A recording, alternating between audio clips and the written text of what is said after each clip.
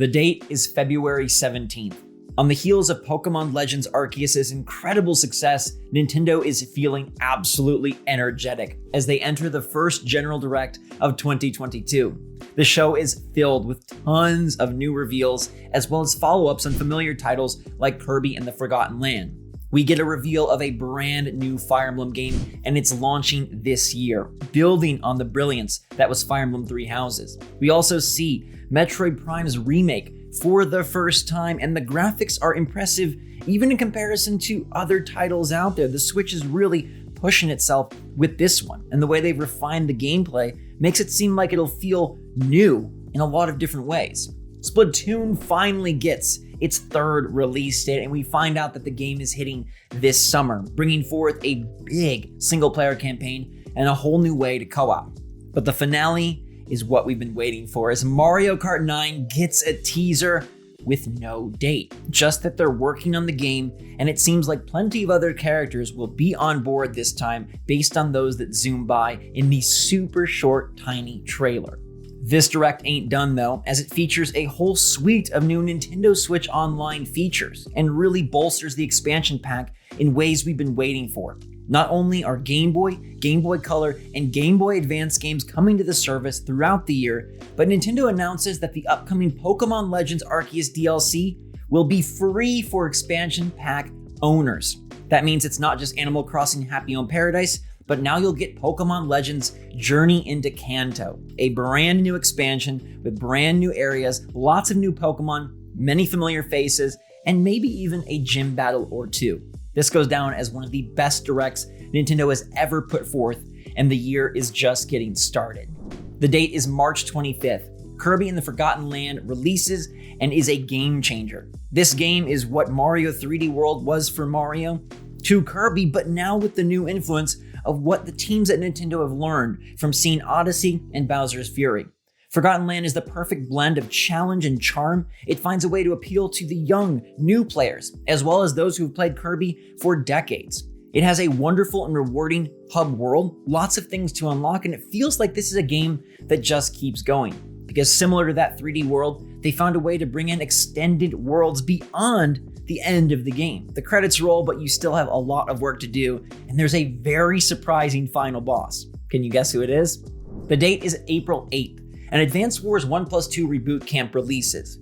Now, this game doesn't have a lot of fluff, but it does return one of the best handheld franchises we've ever played on a Nintendo platform, bringing turn-based military action with snazzy art style and a bit of revamped work since we last saw the game. They've added a few features here and there. Things are smooth, tight, and speedy. The game has virtually no load times, and the online play is just perfect. The date is May 13th, and Switch owners, they're not even paying attention. But 1-2 Switch Land releases and shocks everyone. This time, 1-2 Switch has employed the talents of Mario, Luigi, Peach, Toad, and Donkey Kong to make these games much more fun than they used to be. Couple that with true online play and a almost revamp of the Nintendo Land title we saw back at the launch of Wii U, and 1-2 Switch Land is the casual party hit of the year.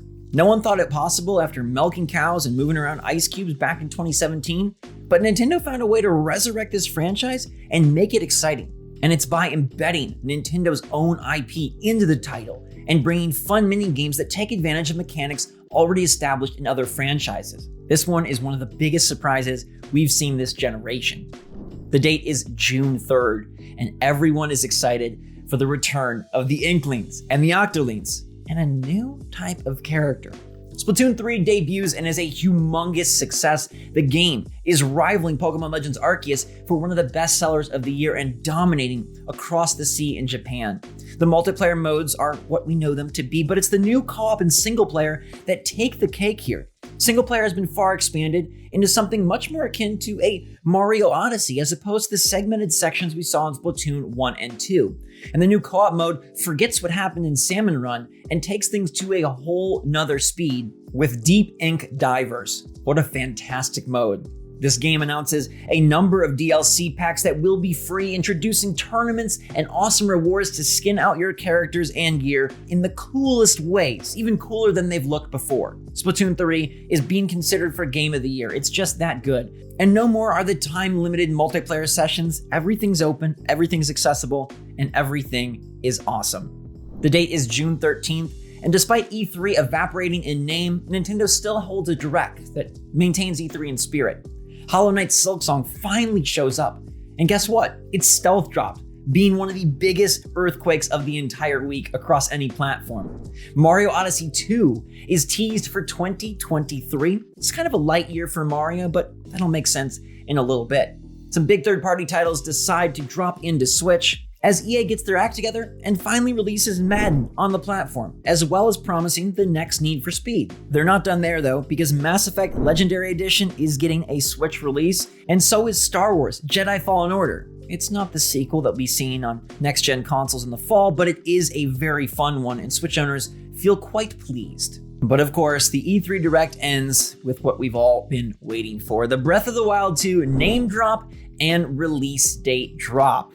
This game is coming in 2022, and the name, similar, but very, very interesting. The date is June 24th, and Fire Emblem Plagued Kingdom releases, building upon what Three Houses did, now with a revamped art style and feeling much more at home on a home console than the last release. The story is epic, the gameplay is modified but still familiar, and they found ways to introduce new factions to keep things totally organic and original.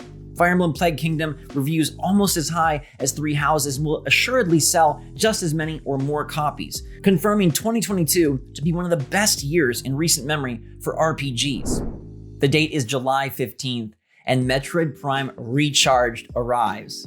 This game gets everyone so freaking excited for Metroid Prime 4, but even this title alone is super fun. It's received incredibly well, scoring a 92 on Metacritic, returning all the glory of the original Metroid Prime, but with some new flourishes. The story is totally intact, but they find ways to make combat more interesting and more intense, and this game is the shooter that Switch fans have been waiting for. The date is August 12th, and a recently announced title debuts to the surprise of Switch owners worldwide.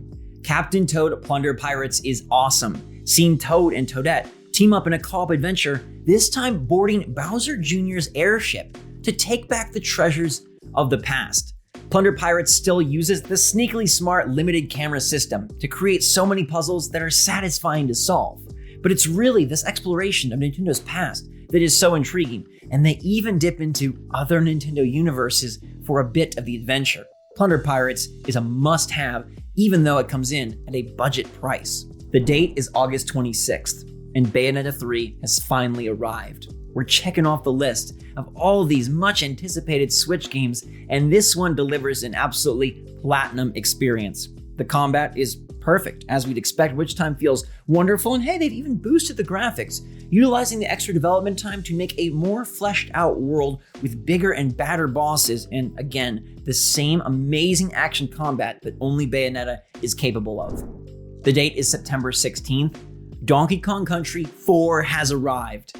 Now, this isn't the 3D title that some of the fans were hoping for, but it is a total return to form for the franchise. Look, Tropical Freeze, that's platforming perfection, and this game builds upon that and returns the entire Kremlin crew.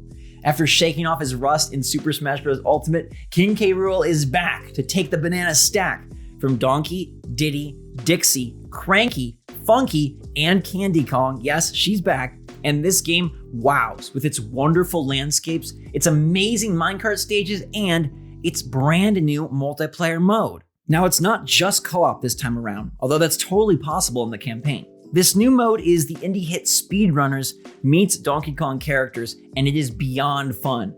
Power-ups, fantastic ferocious finishes, and a whole lot of unlockable skins and characters make this one of the surprise multiplayer hits of 2022, despite being a side mode in a mostly single-player experience.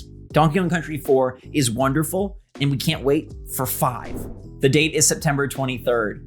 Ubisoft is doing work, and Davide finds a way to bring Mario + Rabbids Sparks of Hope into this calendar year. Despite rumors of delays, they were able to get the job done, And hey, it shows that they knew exactly how to make this sequel feel like a sequel. Combat is snappier, the environments are larger, the exploration is better, and even the Nintendo inclusions are somehow more fun to witness. They got a little bit of leeway from Nintendo and found a way to pull in some pretty awesome characters. You'll have to wait and see them to believe them. The date is October 21st, and Xenoblade Chronicles 3 is here, the most massive world Monolith has ever made. This game pushes the limits of the Switch and its graphics to a level that does have a few blips, but it's okay because the gameplay is the best it's ever been, and this is an RPG for everyone.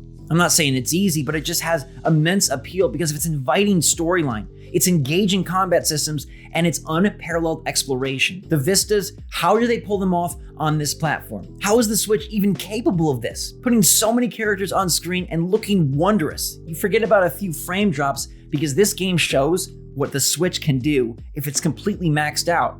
And now you're thinking, hey, maybe this thing will last a full decade. The date is November 4th, and The Legend of Zelda is here. The Legend of Zelda Fall of the Wild is in everyone's Switches because this cartridge can do no wrong. It expands upon Hyrule, it expands upon the storyline, it brings back the champions, and it brings a very angry Ganon.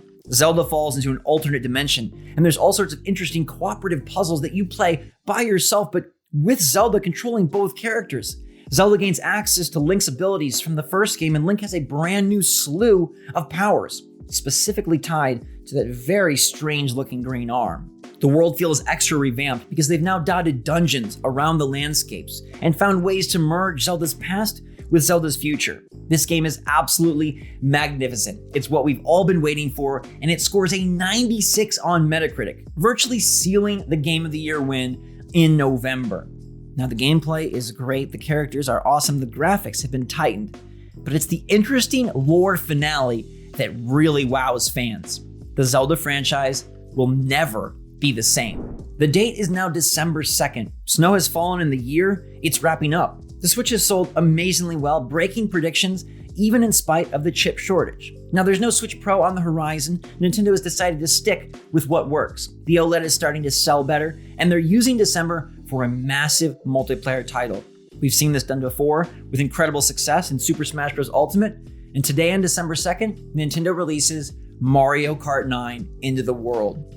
This is Nintendo Kart, but they had to call it Mario Kart so you knew what you were buying. Joe and Schmo and everyone else at Walmart wouldn't get confused. But trust me, this brings in Kirby and Captain Falcon, Star Fox and Twintel. There are so many interesting courses across Nintendo's worlds, it's just wonderful to see. And they announced a driver's pack, very akin to Smash Bros. Fighters Pack, as well as multiple DLC tours that will be dotting the next calendar year. Think of this as a mix between Mario Kart Tour, Mario Kart 8 Deluxe, and Smash Bros. Ultimate, incorporating characters, lands, levels, awesome online play, and new power-ups specific to each character. It harkens back to Double Dash, but it still retains a single driver, and the way that they've incorporated the DLC to make this an ever-growing game. It seems like, man, Nintendo did it for the first time, and they figured out how to do games as a service right. We're gonna be playing Mario Kart 9 for the next decade, and somehow this game seems like it could even top its predecessor in terms of sales numbers. What a ridiculous year it's been for Nintendo, and they absolutely dominate the charts. Despite God of War Ragnarok being a revelation for PlayStation 5, and both Redfall and Starfield being winners for Xbox and Bethesda, Nintendo is known as the kings of the video game industry. Their year was amazing, impressive, chronicling the past, the present, and the future, delivering single player and multiplayer in ways we have not seen before. This was truly an evolutionary year for the big N. And the games, man, we can't stop playing them.